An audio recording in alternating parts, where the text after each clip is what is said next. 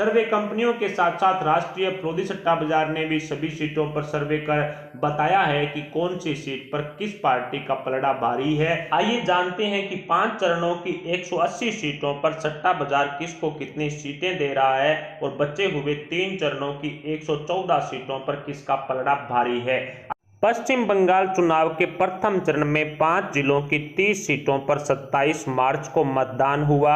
राष्ट्रीय प्रोदी सट्टा बाजार की आज की अपडेटेड सर्वे के मुताबिक अन्य के खाते में 0 से 1 सीट जाने का अनुमान लगाया गया है। सट्टा बाजार के व्यापारियों ने प्रथम चरण की सभी 30 सीटों पर अपना अपना मंथन करके सर्वे दिया है, समीकरण दिया है। उसके आधार पर 1 सीट अन्य के खाते में गई है और कांग्रेस के गठबंधन को प्रथम चरण में 1 सीट मिलने का अनुमान है। टीएमसी को 5 सीटों पर जीत मिलने का अनुमान राष्ट्रीय सट्टा बाजार ने लगाया है।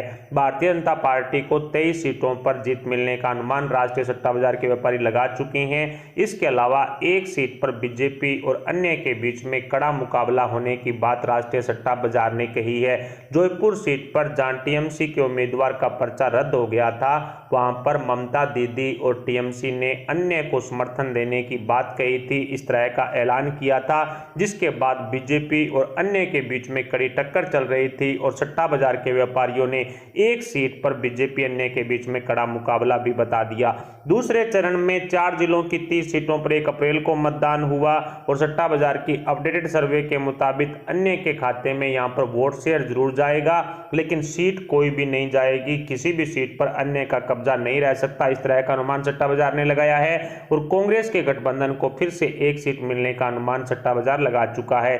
टीएमसी को इस बार दूसरे चरण में 6 सीटें दी गई है सट्टा बाजार के अनुसार और भारतीय जनता पार्टी 23 सीटों पर कमल खिलाने में कामयाब हो सकती है, इस तरह का अनुमान लगाया है। तीसरे चरण में 3 जिलों की 31 सीटों पर 6 अप्रैल को मतदान हुआ, जहां 0 सीट है वो अन्य के खाते में सट्टा बाजार की सर्वे ने डाली है। इसके अलावा कांग्रेस के गठबंधन को फिर से 3 सीटों पर जीत मिलेगी और टीएमसी 9 सीटों पर जीत दर्ज कर सकती है। ममता 9 सीटों पर जीत दर्ज करेगी और भारतीय जनता पार्टी 19 सीटों पर तीसरे चरण में कमल है वो खिला सकती है। इस तरह का अनुमान राष्ट्रीय सट्टा बाजार के व्यापारियों द्वारा लगाया गया है। सभी 31 सीटों पर यह गहन मंथन है। चौथे चरण में 5 जिलों की 44 सीटों पर 10 अप्रैल को मतदान हुआ था और राष्ट्रीय सट्टा बाजार की अपडेटेड सर्वे के मुताबिक अन्य के खाते में वोट शेयर यहां जरूर जाएगा, लेकिन कोई भी सीट जाती हुई दिखाई नहीं दे रही है। चौथे चरण के एग्जिट पोल में अन्य को 0 सीट दी गई है।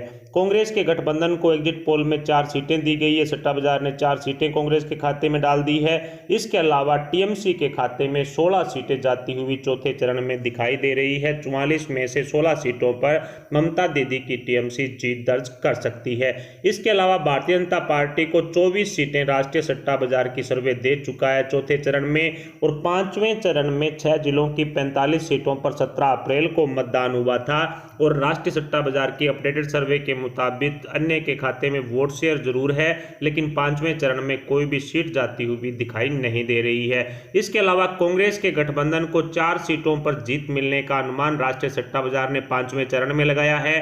टीएमसी को 12 सीटों पर जीत मिलने का अनुमान लगाया गया है। 45 में से 12 सीटों पर ममता दीदी का दबदबा है वो अच्छा है, जिसके चलते 12 सीटें टीएमसी के खाते में डाल दी गई है और भारतीय जनता पार्टी 29 सीटों पर 5वें चरण की 45 सीटों में से एक तरह से 29 सीटों पर जीत दर्ज कर सकती है। राष्ट्रीय सट्टा बाजार की अपडेटेड सर्वे के मुताबिक 29 सीटों पर बीजेपी का कमल खिलता हुआ साफ साफ दिखाई दे रहा है और इसी तरह का अनुमान है वो अमित शाह ने लगाया था। छठे चरण में 43 सीटों पर मतदान होना है और इसको लेकर के अन्य के खाते में 1 सीट जाती हुई दिखाई दे रही है। छठे चरण की 43 सीटों पर 22 अप्रैल को मतदान होगा। इनके ओपिनियन पोल की चर्चा करें और राष्ट्रीय सट्टा बाजार के सर्वे की समीकरणों की चर्चा करें तो अन्य के खाते में यहां पर वोट शेयर जरूर जाएगा, क्योंकि ये एम फैक्टर वाला एरिया है, लेकिन अन्य के खाते में कोई भी सीट जाती हुई दिखाई नहीं दे रही है। ओवैसी और फुरफुरा शरीफ का भी यहां पर दबदबा है। इसके अलावा कांग्रेस के गठबंधन को छठे चरण में 7 सीटें मिलने का अनुमान राष्ट्रीय सट्टा बाजार की अपडेटेड सर्वे में लगाया गया है। टीएमसी को 17 सीटें 43 में से मिल सकती है, इस तरह का अनुमान सट्टा बाजार ने लगाया है। 17 सीटों पर ममता दीदी का दबदबा अच्छा खासा है, जिसके चलते टीएमसी को 17 सीटें मिली है। भारतीय जनता पार्टी 18 सीटों पर कमल खिलाने में कामयाब हो सकती है छठे चरण में, इस तरह की बात ओपिनियन पोल कह चुके हैं। 7वें चरण में 36 सीटों पर 26 अप्रैल को मतदान होना है। हालांकि 35 सीटों पर ही होगा, क्योंकि जंगीपुर सीट पर है वो चुनाव टल चुका है। जंगीपुर सीट पर एक उम्मीदवार की डेथ होने की वजह से अभी तक उसके लिए कोई भी जो प्रस्तावित मतदान है वो नहीं आया है सामने, लेकिन बताया जा रहा है कि 35 सीटों पर मतदान होगा और इन 35 में से एक सीट अन्य के खाते में डाल दी गई है। हालांकि वोट शेयर यहां पर अन्य को ज्यादा मिलेगा, लेकिन सीट एक ही सट्टा बाजार की सर्वे ने अन्य के खाते में डाली है। इसके अलावा कांग्रेस के गठबंधन को यहां पर 4 सीटों पर कामयाबी मिलने का अनुमान राष्ट्रीय सट्टा बाजार ने लगाया है। एम फैक्टर वाला एरिया है। इसके अलावा टीएमसी यहां पर पिछड़ चुकी है और सिर्फ 9 सीटों पर ममता दीदी का दबदबा है, जिसके चलते टीएमसी के खाते में 9 सीट जा सकती है। भारतीय जनता पार्टी फिर से यहां पर बढ़त बना रही है और 21 सीटों पर बीजेपी कमल खिलाने में कामयाब होगी, क्योंकि ये एम फैक्टर वाला एरिया है और यहां पर त्रिकोणीय मुकाबला होना लगभग तय माना जा रहा है। 8वें चरण या लास्ट चरण के अंदर 35 सीटों पर 29 अप्रैल को मतदान होना है और राष्ट्रीय सट्टा बाजार के ओपिनियन पोल ने समीकरणों ने एक सीट अन्य के खाते में डाल दी है। हालांकि वोट शेयर यहां पर अन्य को काफी ज्यादा मिलेगा, लेकिन एक सीट पर कामयाबी मिल सकती है। कांग्रेस के गठबंधन को फिर से 8वें चरण में 4 सीटों पर जीत मिलने का अनुमान सट्टा बाजार ने लगाया है। एम फैक्टर के चलते कांग्रेस को भी यहां पर फायदा है। टीएमसी फिर से पिछड़ करके 5 सीटों पर आ चुकी है। ममता दीदी को सिर्फ 5 सीटें 8वें चरण में मिलेगी और भारतीय जनता पार्टी 25 सीटों पर कमल खिलाने में 8वें चरण में कामयाब होगी। त्रिकोणीय मुकाबले के चलते यहां पर बीजेपी 25 सीटों पर जीत दर्ज कर सकती है। 8 चरणों में 293 सीटों के गणित को आसान भाषा में समझें तो अन्य के खाते में 3 से 5 सीटें सट्टा बाजार की अपडेटेड सर्वे में जा सकती है।